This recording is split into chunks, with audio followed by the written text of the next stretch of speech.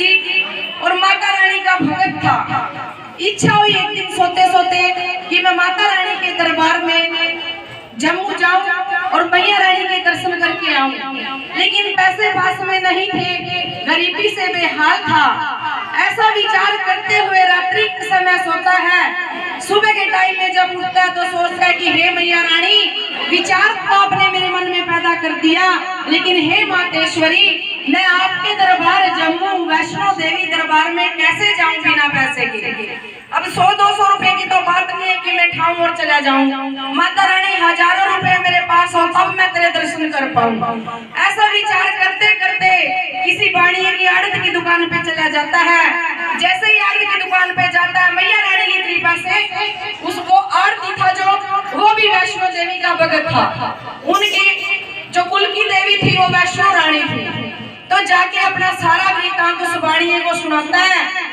बाणिया बोलता है, ऐसा है भाई, पैसे तो तू मेरे से लेके चला जा, कोई बड़ी बात नहीं है, लेकिन मेरी कुछ ये छोटी सी अरदास है 500 रुपए की, ये अरदास मेरी जाके मैया रानी के दरबार में लगा देना, आपकी बड़ी बड़ी मेहरबानी होगी। तो वो बाणिया उसको पैसे दे देता है। बोलता कि जब आपके पास पैसे होंगे तब आप मेरे वापस कर देना, फिलहाल आप जाओ और माता रानी के दर्शन करके आओ। वो साचे दरबार की जय। बाणिये से पैसे लेके ब्राह्मण देवता चल पड़ता है माता रानी जम्मू कटरा धाम वैष्णो के दरबार में। जैसे ही ट्रेन में बैठ के माता रानी का गुणगान करते हुए आगे को बढ़ता है और ट्रेन जाके जम्मू स्टेशन पे रुकती है। ट्रेन से उतरते ही छोटे छोटे मासूम से बच्चे उस ब्राह्मण देवता के सामने आते हैं और उसके पाँव में पड़ के उससे रिक्वेस्ट करते हैं कि अंकल जी, 2 दिन से भूखे हैं, हमें कुछ खाने को चाहिए।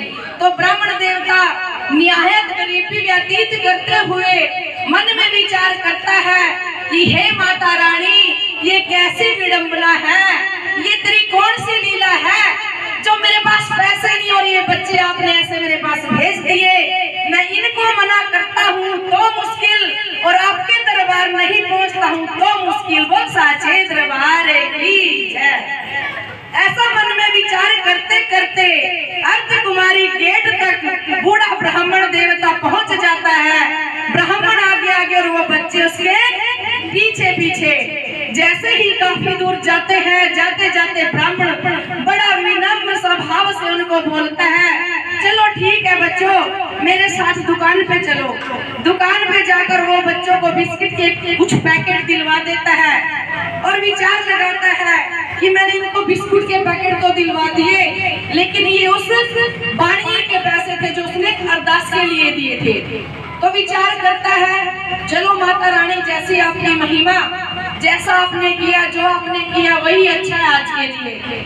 मैं जो भी पैसे बचे हैं इनको उसकी अरदास में उसके गले में डाल दूंगा और उस बाणिये को बोल दूंगा जाके कि मैंने तेरी अरदास के 500 रुपए गले में डाल दिए।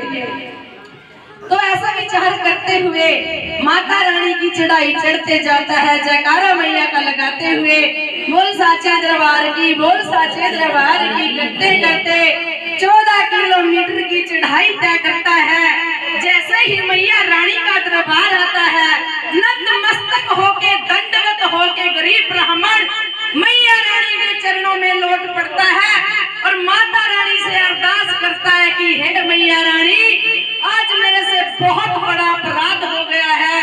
तेरे दरबार में आने के बाद भी मुझे उस बाणिये से जाके झूठ बोलनी पड़ेगी कि मैंने उसकी अरदास संपूर्ण गले में डाल दी है। तो ऐसा विचार करते हुए वो ब्राह्मण देवता माता रानी के नतमस्तक होके अगली ही शाम वापस अपने घर आता है। रात का समय व्यतीत करके अगले ही दिन बाणिये की दुकान पे पहुंचता है। बाणिया उसको बोलता है कि हे ब्राह्मण देवता, आपने मेरी अरदास लगा दी थी। तो ब्राह्मण देवता बोलता है कि हाँ लाला जी, मैंने लगा दी थी। बोल साचे दरबार की। जैसे ही रात्रि का समय होता है, ब्रह्म मुहूर्त में क्या होता है, बाणिया बड़े अच्छे मूड में सोया हुआ होता है, बड़ी बढ़िया नींद में आनंद से अपने बिस्तर पे लेटा होता है। तभी वहां पर देखती है अपने संपूर्ण रूप में माँ वैष्णो देवी बाणिये अगर दर्शन के लिए जाती है और क्या बोलती है कि हे बाणिये, हे मेरे भगत, उठ खड़ा हो, मैं तेरे से बहुत प्रसन्न हूँ। तो बाणिया खड़े होकर नतमस्तक मैया रानी को प्रणाम करता है। प्रणाम करके नतमस्तक होके जोर जोर से रोता है कि हे मैया रानी, मेरे तो कई जन्म कई पूर्वज ऐसे चले गए जिन्होंने आपका दर्शन तक नहीं पाया, और मेरे ऐसे कौन से भाग्य रहे होंगे मैया रानी जो साक्षात आप मेरे घर पे पधारी है। बोल सच्चे दरबार की जय। तो माता रानी बोलती है कि हे बाणिये पुत्र, मैं आपकी अरदास से अथाह खुश हूँ, बहुत खुश हूँ। मजबूरन मुझे यहाँ आके अपनी खुशी से आपको दर्शन देने पड़े। उस ब्राह्मण देवता ने मेरे को इतना खुश कर दिया, उसके भाव, उसकी भावना को देख के मैं इतनी प्रसन्न हूँ कि मुझे साक्षात मुझे दर्शन देने के लिए आना पड़ा। तो अगले ही दिन जैसे सवेर होती है तो बाणिया उठ के मन में विचार करता है, ये तो साक्षात माता रानी ने मुझे दर्शन दिए। 5 बजे का समय होता है, बहुत अंधेरा होता है, लेकिन बाणिया अपने आप को रोक नहीं पाता। पांव से नंगा, सर से नंगा, सर्दियों का समय, ब्राह्मण देवता के घर चल पड़ता है।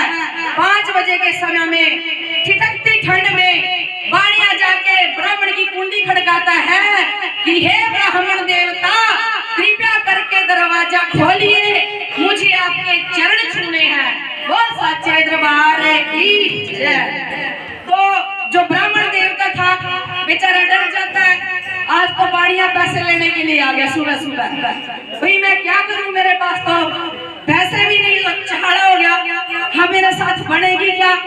डर के मारे बेचारा कांपते हाथों से जैसे ही दरवाजा खोलता है, दरवाजा खोलते ही देखता है वो बाणिया ब्राह्मण के चरणों में नतमस्तक होकर प्रणाम करता है। ब्राह्मण देवता बोलता रहे, मेरे से ऐसा कौन सा अपराध हुआ महाराज जो आप ऐसा व्यवहार मेरे साथ कर रहे हो।